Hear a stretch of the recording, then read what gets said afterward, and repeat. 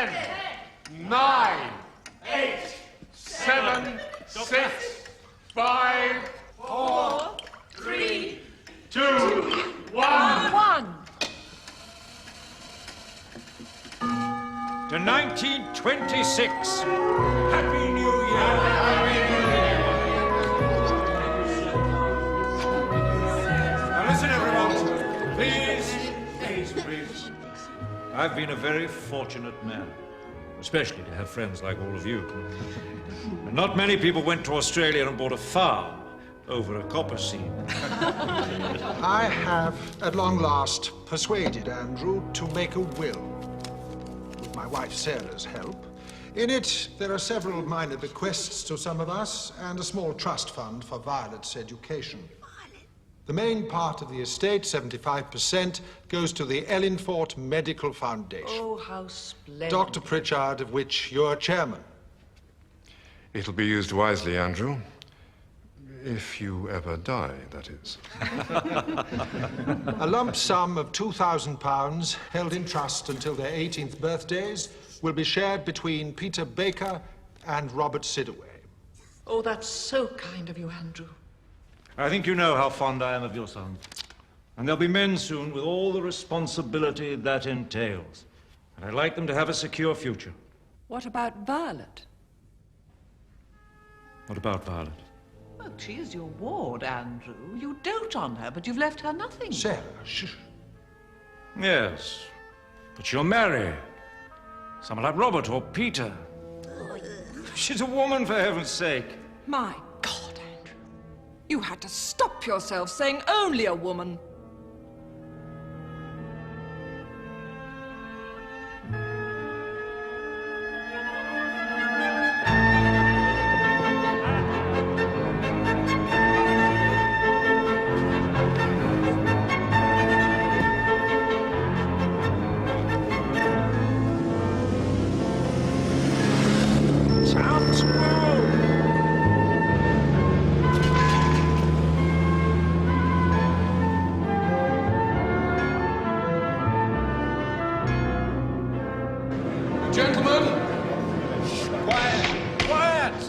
The motion before us is, this House believes that women can never be accorded equal status with men.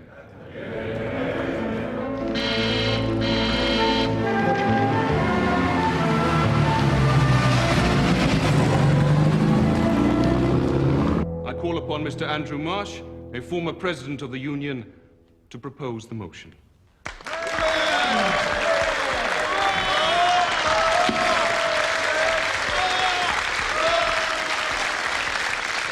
President, gentlemen, few people, if any here today, would deny their fellow human beings, regardless of color, creed, or gender, the fundamental right of respect.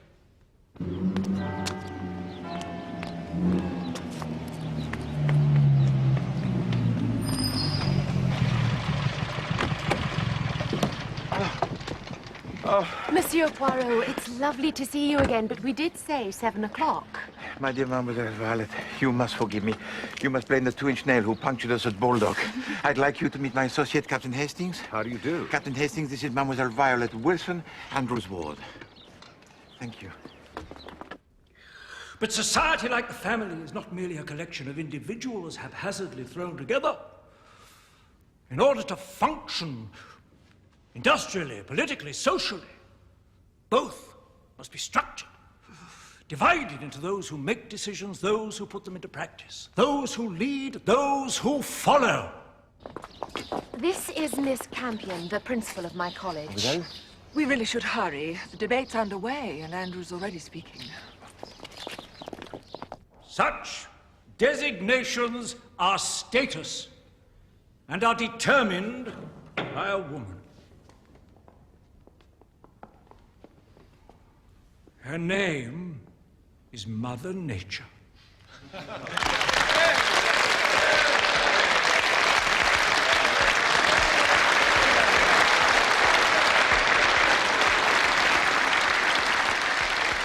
Gentlemen, I now call upon Mr. Robert Sidaway to oppose the motion.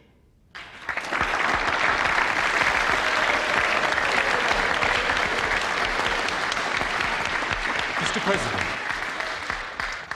the debate so far has ignored some rather unpleasant developments taking place in the real world.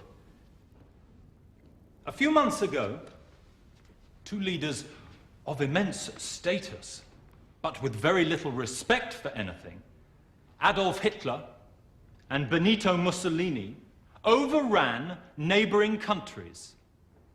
Now, all people of good sense, regardless of gender, can see that war right across Europe is imminent. And when it comes, will we expect women to merely keep the home fires burning, Mr. President? Yes. Or will we accord them equal status as we ask them to go onto the land and farm it? Into the factories and make munitions. Join the armed forces and fight. Into the Valley of Death rode the 500 members of the Women's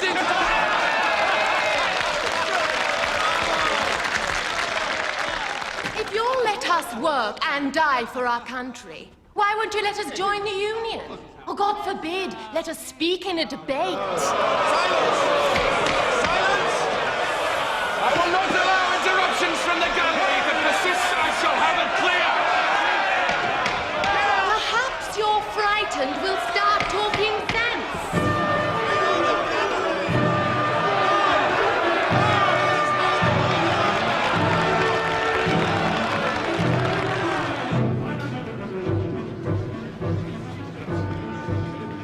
Never mind the outcome, Bobby.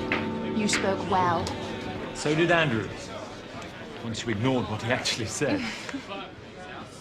Congratulations, sir. A worthy victory. Pity the press won't cover the debate, Robert. You can see tomorrow's headlines now. New woman heckles hecklers at Cambridge Union. Poirot, how are you? Andrew, my dear friend, I missed your speech. Please forgive me. Oh, but you've heard the gist of it many times before. Starting back as far as the Cavendish Clinic. Oh, mon Dieu.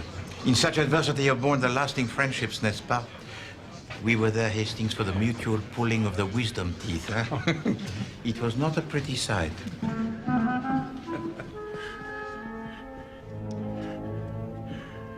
Damn doctor of mine never offers me anything for this wheezing. Perhaps because you tell him it does not bother you. Blast him, I can see it does, surely. Uncle Andrew's had a wonky heart for years. It leaves him short of breath, though not of voice. This room is a place most industrious. Do you not agree, Hastings? Certainly is.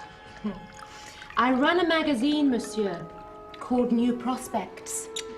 I'm hoping to expand it once I graduate. Merci. Do you have any money? Violet. If you won't invest, Uncle Andrew, I understand that. But somebody will. Have you tried one of the banks, Mademoiselle Violet? Were I a man, they would give me a loan tomorrow. Well, I told you the reason for that. Women in business are just begging to be taken advantage of. Right, Hastings? Can't say I really know any women. Oh, in business, that is. Point proved. Motion carried. 3 against 1, eh, Poirot? No, mon ami. 2 against 2. Look, I know you've booked into an hotel, Poirot, but why don't you join us for a few days at Crabtree? Come over tomorrow for lunch. We should be delighted.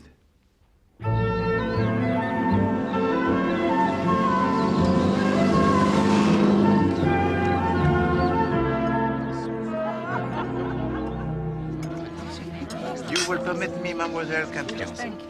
You like for your students to have the views of the very strong, n'est-ce pas? I positively encourage it, Mr. Poirot. John, before I forget, our meeting tomorrow, could we make it a little later?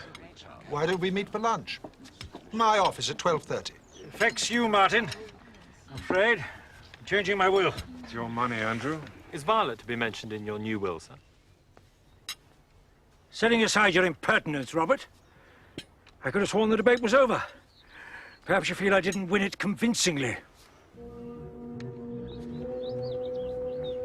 I'm sure he meant no harm, Andrew. You don't merely encourage the young Philader, you overindulge them. I apologize, sir.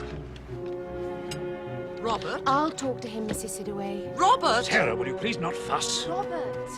Robert, wait! I'm sorry, Violet. But just because he won a stupid debate doesn't make his attitude right. Look, he is what he is, Bobby. And we'll never change him. And I'm not sure that I want to.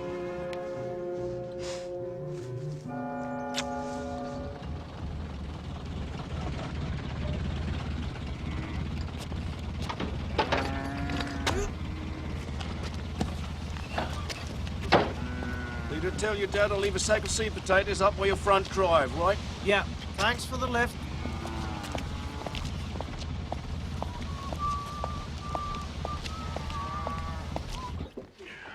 Andrew, it's been marvelous, but I've quite an afternoon ahead of me. Look, I'm sorry I was rough on Bobby. I'll straighten things out with him later. Before I go, Andrew, I'd like to give you the once-over. Oh, good God, man. Fuss, fuss, fuss. You've had a couple of strenuous days. Now, jacket off and sleeves up.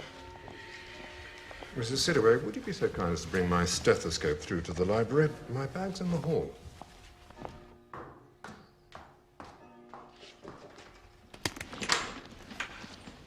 Afternoon, Mrs. Sidaway. Peter, what are you doing? Fortnight's leave, then we're off to Palestine. There's no one at the cottage, and Dad's on duty. I don't suppose Mother's... Yes, your mother's in the kitchen. Why don't you go and find her?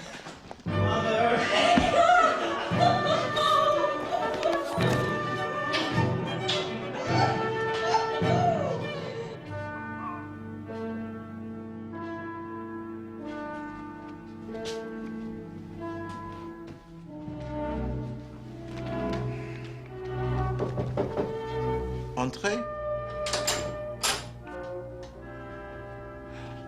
Oh, mon ami. The good doctor, he tells you to get some rest and you ignore his advice. You do not change. Oh, I've changed all right, Poirot. You'll think me an old hypocrite, I'm afraid, saying one thing, doing another. I should not dream of such a thing, mon ami. Please to sit.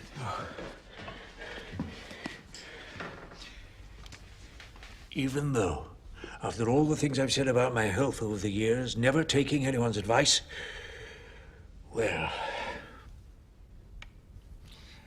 my specialist tells me oh, damn it, I'm not afraid of it. I'm just afraid of upsetting others. He tells you that your life draws to its close? Diable. You know, 10 years ago, I made a will. I have, at long last, persuaded Andrew to make a will. In it, I left several small bequests. In it? £250 to my lawyer, John Sidaway, and his wife, Sarah. To Miss Campion? Philida Campion received £500, which she immediately pledged to her college for improvements. My housekeeper, Margaret Baker, and her husband, Walter, the local police sergeant, were already provided for by an earlier endowment. Their son, Peter Baker, and young Robert Sidaway were left £1,000 each to give them a start in life. But I left the bulk of my fortune to Dr. Pritchard, as chairman of the Ellingfort Medical Foundation. If you ever die, that is. There was some consternation that night that I had excluded Violet from my will. But tomorrow I'm going to put that right. I intend to write a new will, leaving everything to Violet. Truth is, I've been so proud of her achievements at Cambridge over the past 3 years. She deserves it. I'd like you to be executor of that will, Poirot. Say you'll do it for me. But of course. Why this urgency? Who the hell is that at this time of night? Look, we'll talk more tomorrow. Oui, bien sûr. Good night. Bonne nuit, cher ami.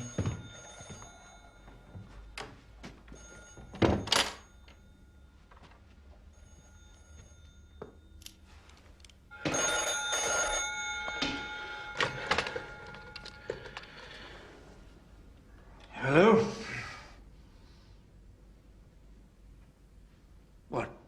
Now?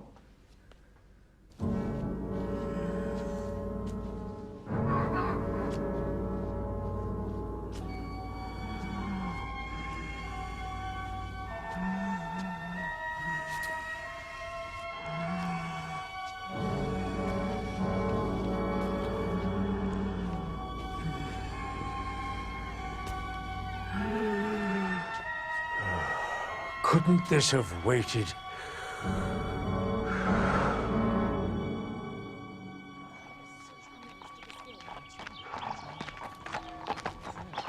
Morning, Poirot. Good morning, Hastings. Bonjour, mademoiselle. What do you think of Samson? I think that he is large and you should take care, Hastings. We'll join you for breakfast, Monsieur Poirot.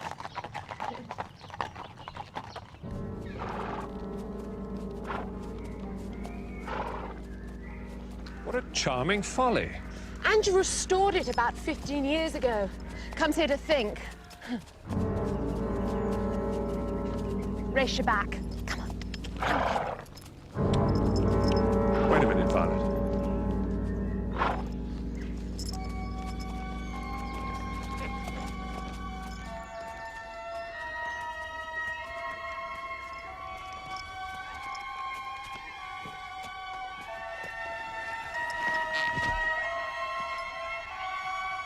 Andrew?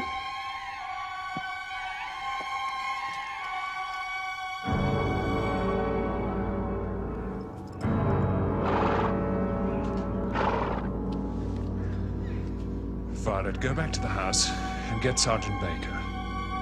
And Poirot, too.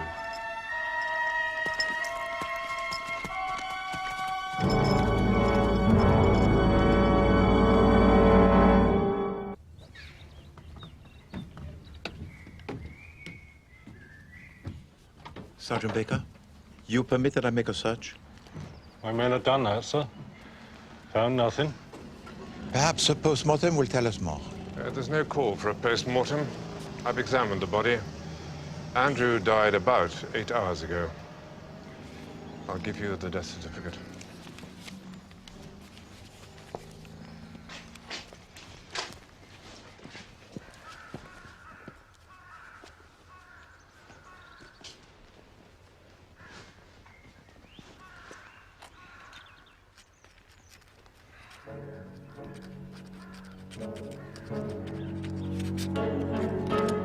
Heart failure? What's wrong with that? It says nothing. I've yet to see a corpse whose heart still beats. Poirot, the leading heart specialist in London would tell you that Andrew... His illness and I were well acquainted, Monsieur le Docteur. It's a bit odd to be walking around here in the middle of the night, though, don't you think? He often had a late stroll, Captain. Helped him to sleep. There you are, Walter.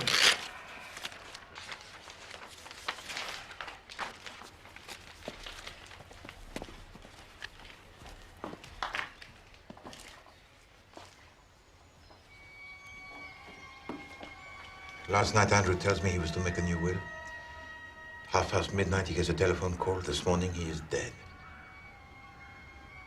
No, this is not coincidence, Hastings. We must make the search. And Hastings, leave not a rock unturned.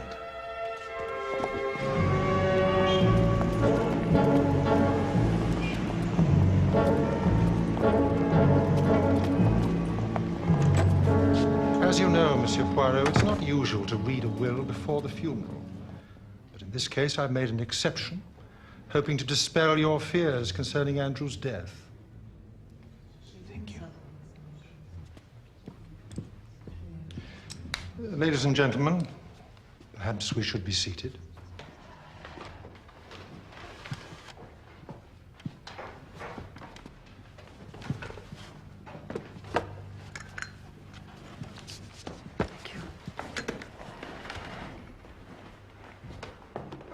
It wasn't a complicated will, Mr. Poirot. We were all present at the witnessing 10 years ago now. The will, Monsieur Cédric?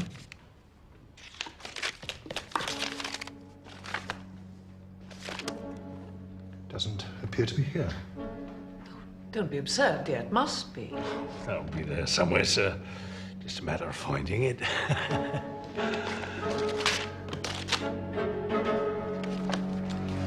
Mesdames et messieurs,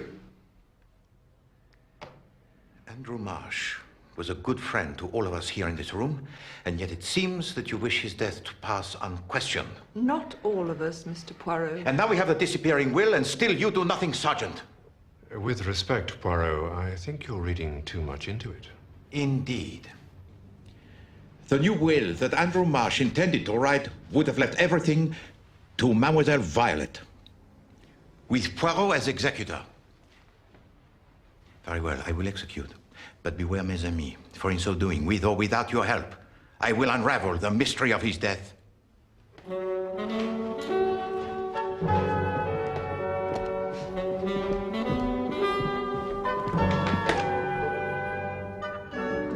This is intolerable, Hastings. We are dealing with a close-knit community where the business of each is known to all, except to Poirot. Yet. Just a second, Poirot. That missing will could be a godsend. It'll mean Andrew died intestate. Thank you for that note of optimism, Hastings. But all you have to do is tell the probate court that Andrew wanted Violet to have everything. And you think that they will accept that? The wishes of Andrew Marsh, told to me in confidence, without any witnesses? I see. Poirot, I wonder if I might have a word. Santé. Good health. I want you to know that I am the major beneficiary of Andrew's missing will, as chairman of the Ellenford Foundation, in case you get the wrong end of the stick. I have no stick by either end, Monsieur le Docteur. Yes, but you might reasonably think that 75% of the Marsh estate is worth killing for. And Andrew was going to make a new will, he said. But you would not have stolen the old will, since it favored you? Andrew told you he wanted Violet to have everything, you said. Did he mention nobody else? No. Why is it that you ask? Because for a long time now, I've believed that Andrew had a son. Belief, Monsieur le Docteur, is good, but it is not good enough.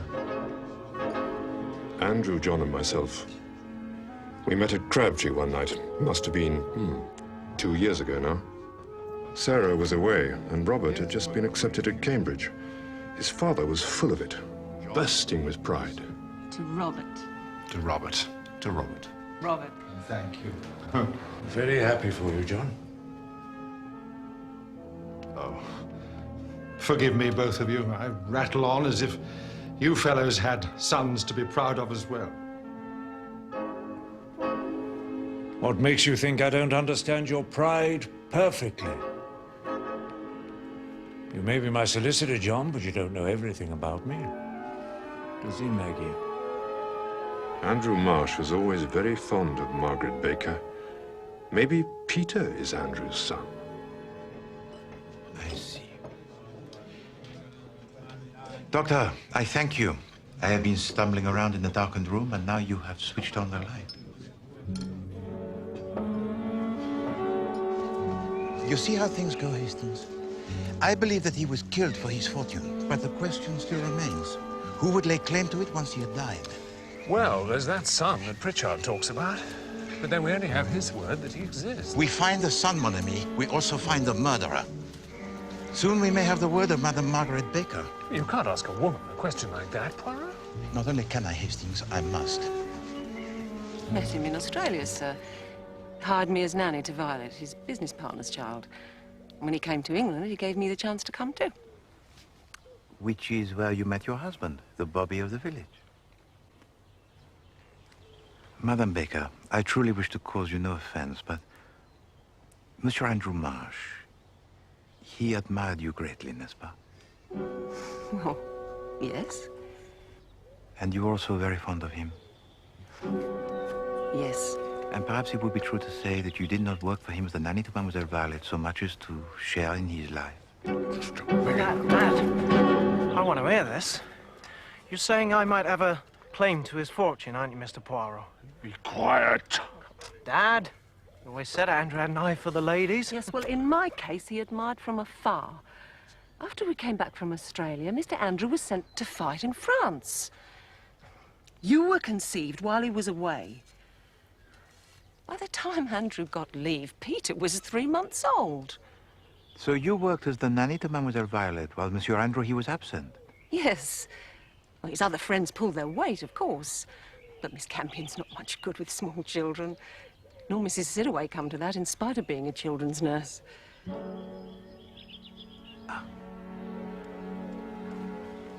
Thank you, madame. Got some gall to go casting aspersions like that, Poirot. I have the gall, Sergeant Baker, because a man has been murdered and you refuse to investigate. Very well. The time has now come for me to go above your head.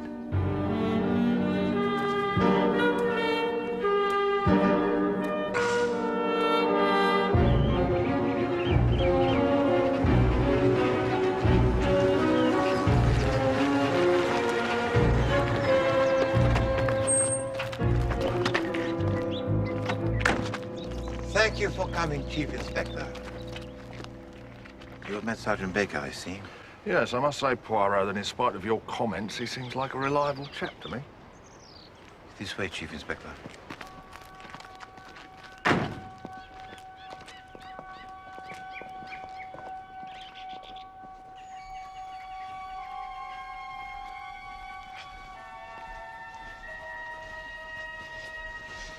Monsieur Marsh was discovered here, Chief Inspector. No marks on the body? Nothing out of the ordinary found? Rien.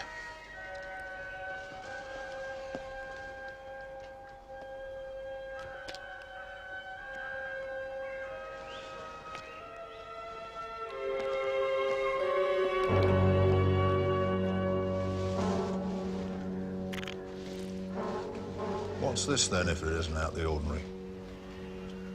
C'est incroyable. Looks like a medicine bottle to me. I myself searched this area, but meticulously. Must have missed it, Poirot. Any of the local quacks reported one of these missing? No, sir. Sorry, sir. We'll get onto it right away. I'll ask Dr. Pritchard. Pritchard? He's the chairman of the Ellingford Medical Foundation. Dr. Martin Pritchard. Listen, Poirot, don't tell people I'm in the neighborhood yet. I shall need to see the coroner's officer. I want a post-mortem. I want to know what was in this. Miss Campion, could you spare us a few moments? I am rather pressed for time, Robert. Please, Phillida. It's about my mother, Miss Campion. About me. About my father, too, I suppose. 2 years at King's and you still don't make any sense, my dear boy. Like so many before you. You won't laugh when you know the reason, Phillida. Robert needs your advice. I think Andrew Marsh was my father, Miss Campion. And you're asking me what you should do about it? Why didn't you ask Mr. Poirot?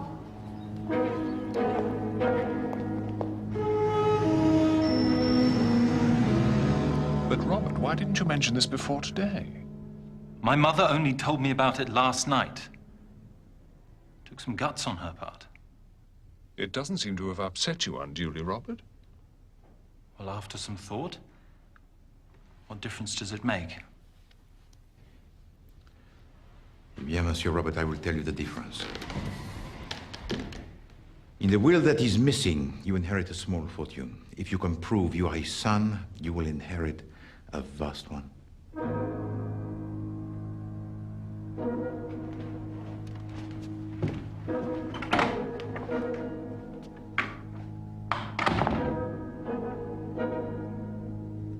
And now a son by Sarah Sidaway.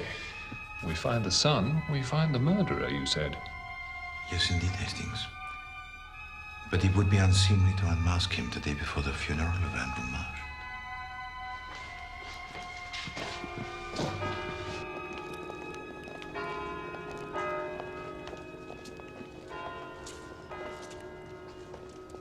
Man had a lot of friends, Poirot.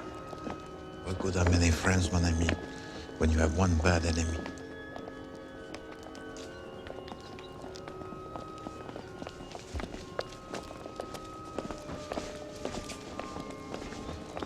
Dr. Pritchard?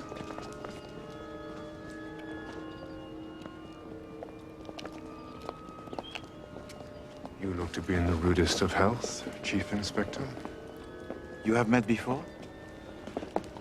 Would you care to fill these gentlemen in, sir, or shall I? Very well, then. We met in London 15 years ago. Dr. Pritchard here was running a so-called humanitarian group, helping the terminally ill to kill themselves. To end their suffering, you mean? We investigated his organization, but couldn't prove anything.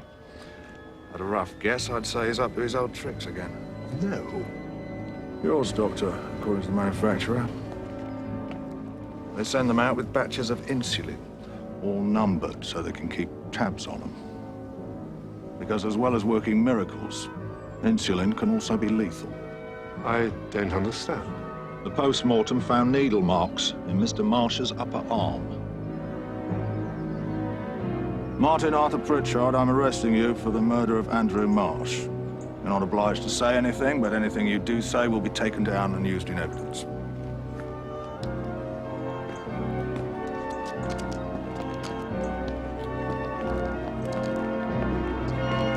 All things come to he who waits, Poirot. I knew I'd get him sooner or later.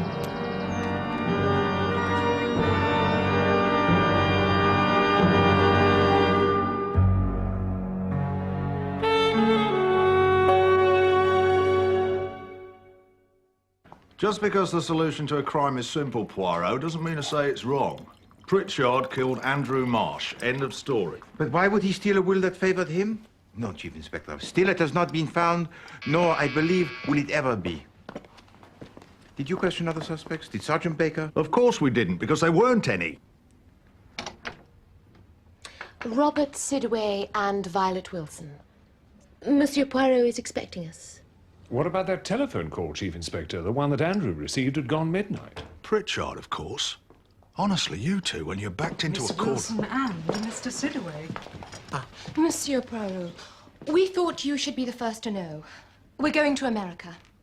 Robert's going to forego his last year at King's, and there's a berth on the Queen Mary leaving on Tuesday. Mademoiselle Violet, Monsieur Robert, please to sit.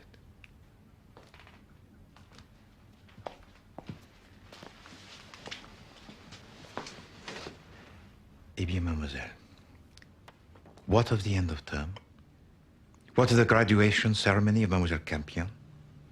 Why the sudden rush, Miss Wilson? What is there to stay for?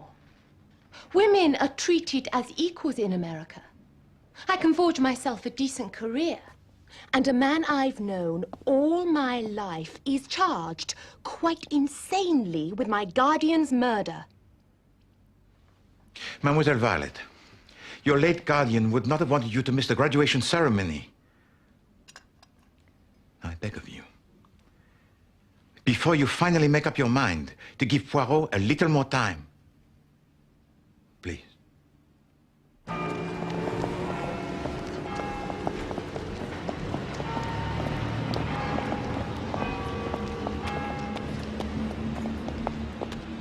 It's all very well you saying probate's a lengthy business, John. But Robert and Violet are planning to leave the country. Do you want that? No, of course I don't. Is it that difficult to prove you're someone's heir? I mean, what does it involve? Surprisingly little. You swear an oath that you are who you say you are. Don't you need a birth certificate or something? No? Would you apologize to Sarah for me? She's invited me to dinner on Saturday, but I'm going to London. I'll tell Sarah. Theatre? Concert? No. To see Hercule Poirot, as a matter of fact. I need his advice on something.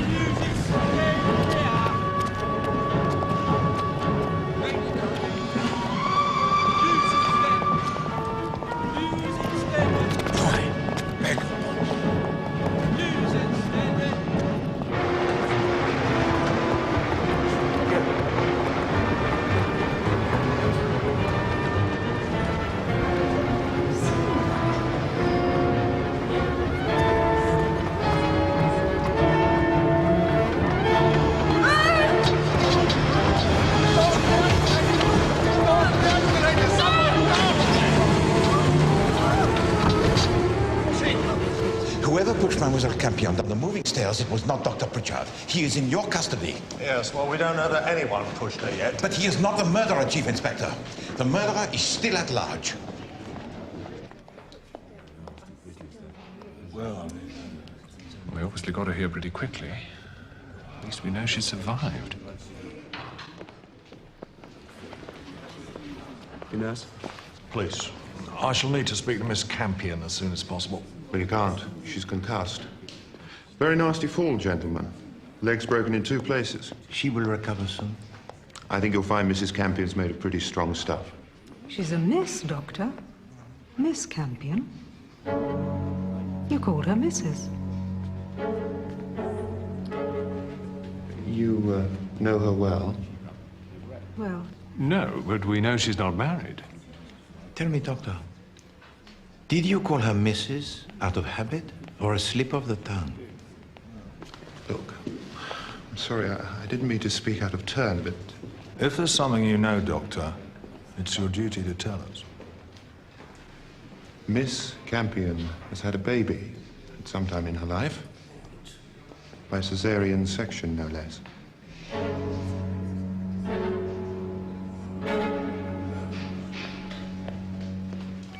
Miss Lemon,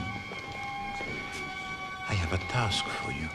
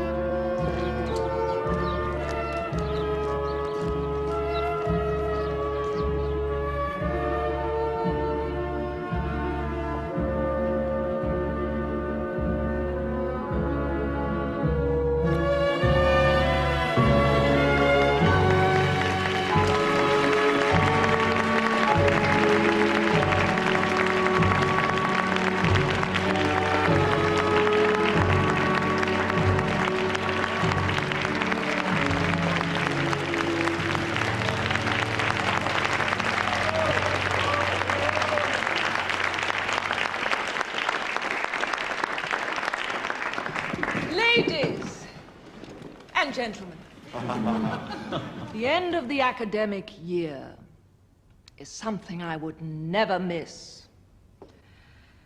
Although this time it was a close-run thing. As you know, this is always an informal occasion, because while the university here at Cambridge acknowledges the hard work of its male students, it doesn't yet see fit to hold a degree ceremony for women. So I hold my own. Bravo! And as you take your places in society, I hope that 3 years here will have proved you more than worthy of them.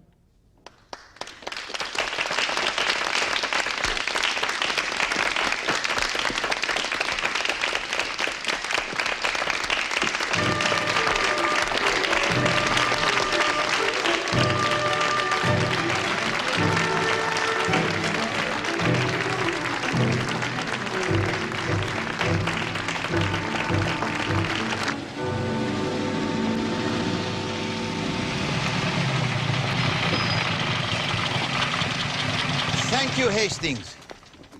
A smile of triumph, Miss Lemon? of course. As I am.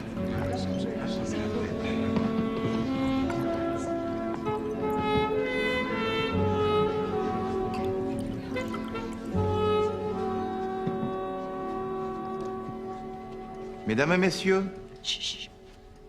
to begin, I think it is fitting that we should make a toast to our dear late friend, Monsieur Andrew Marsh. Andrew Marsh.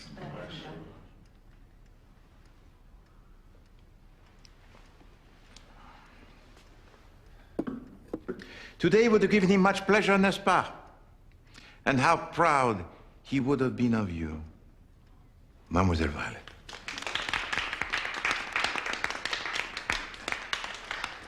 However, there is someone in this room who denied to him this pleasure.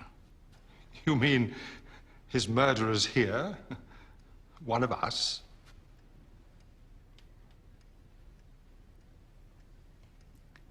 On the night that he died, Monsieur Andrew Marsh asked me to be the executor of a new will he would make. I believe that he was killed for that fortune, and that the old will was stolen and destroyed so that he would die intestate. So my duty, you see, it has been twofold. First, to find the murderer, and then before this ruthless murderer could lay claim to it, to deliver his estate to Mademoiselle Violet according to his wishes. However, this murderer, he was at work even as my dear friend Andrew told to me his news most tragic. My specialist tells me I... Oh, damn it, I'm not afraid of it. I'm just afraid of upsetting others. What the hell is that at this time of night? Hello? What? Now? And thus the murderer lured him from the house. Couldn't this have waited?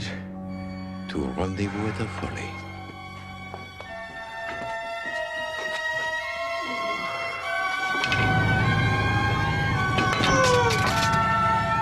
And here, our murderer administered a massive and fatal dose of insulin in a cowardly attack upon a man who was sick and weakened.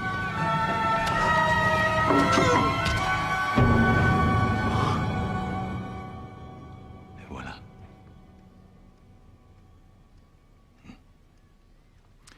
But then along comes Poirot, who says that this death is not a death that is natural. Oh no. It is a murder. So fearing for their own safety, the murderer pointed the finger toward Dr. Martin Pritchard by placing at the scene of the crime the file containing the insulin. Chief Inspector Japp arrives to help me with the investigation. He examines the folly and he finds it there. Why was that file not found the day of the murder by Sergeant Baker, huh? Because it was not there. No? Poirot himself searched the area, and Poirot never misses. So, my good friend, the Chief Inspector Japp, promptly arrests Dr. Martin Pritchard. And with a man who is innocent charged for the murder, the real killer could now lay claim to the Marsh fortune. So it was thought, without suspicion. But Dr. Martin Pritchard had already told to my associate, Captain Hastings, and myself, that Andrew had a son.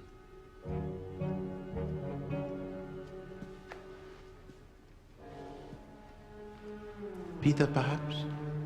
That doesn't mean say I'd kill him for it. Or you, Robert. Now, your claim had to it more substance, n'est-ce pas? Because you believed that Andrew Marsh and your mother were lovers. Robert was with me the night of Andrew's death, Monsieur Poirot. Violet, don't. Was the arm that pushed Mademoiselle Campion down the moving stairs yours, Peter? Yours, Robert?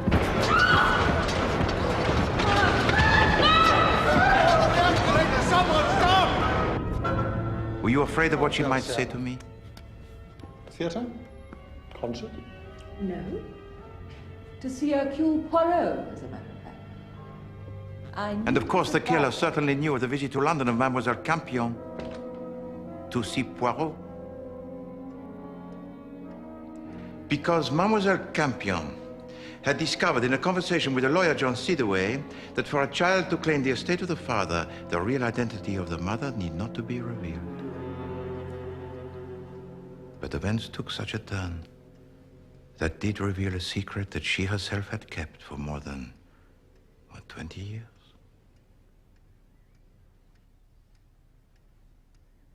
What Mr. Poirot means is that the doctor who treated me saw that I'd had a baby.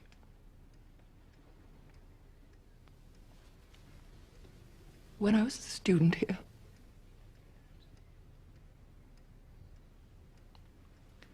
It was but a short step for my secretary, Miss Lemon, to discover the name of that baby. Please to read it, Miss Lemon. Born on the 17th of July, 1913, to Miss Phillida Campion, the daughter whose name was Violet. What's going on? What on earth is happening? Was it necessary to pry into Phillida's past, Poirot? It's Andrew we're interested in. Yes, indeed.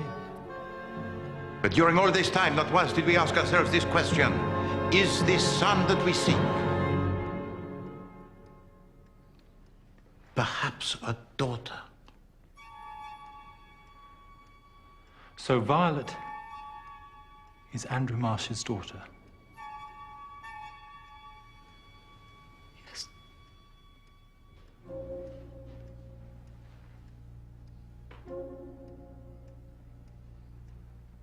So, Monsieur Robert,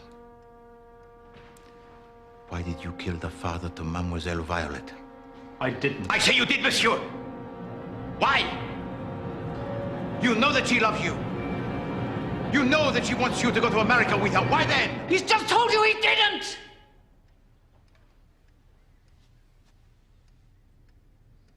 No, madame. Perhaps, Robert, he is not the murderer. Because, just as we thought the heir of Andrew had to be a man, so too did we think of the murderer. This killer was someone who stole a syringe from the bag belonging to Dr. Pritchard, who knew the power of insulin. And you, I was told, had been a children's nurse. Madame Sidaway. It was you who convinced Robert that he was the son of Andrew. It was Robert who told you of the visit of Mademoiselle Campion to London, where you followed her, where you pushed her down the moving stairs. Because you were afraid that at last she would reveal Mademoiselle Violet as the rightful heir. No.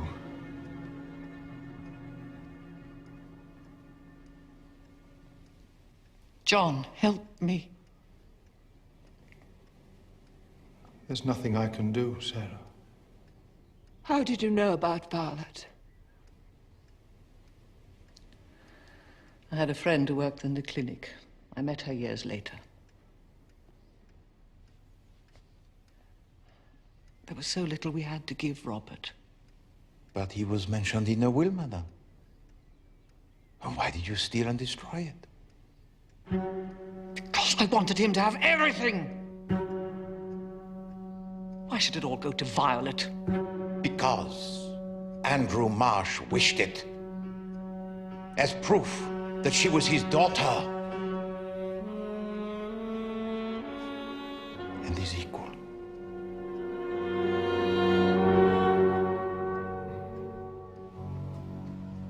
I think you'd better come along with me, Mrs. Sidaway.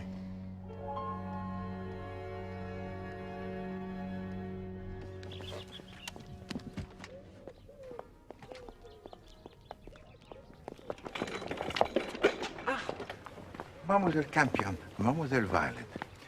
Your magazine could not have a name that is better, huh? The New Prospects. For these are very exciting for you both, are they not? They certainly are.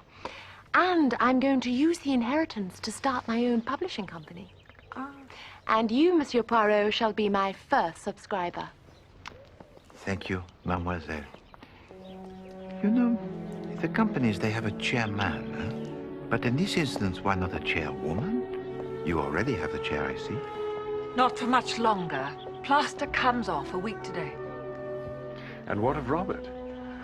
I think I can persuade him to finish his degree. That is good. Alors, au revoir, mesdemoiselles. Et bonne chance. Thank you, Monsieur Poirot.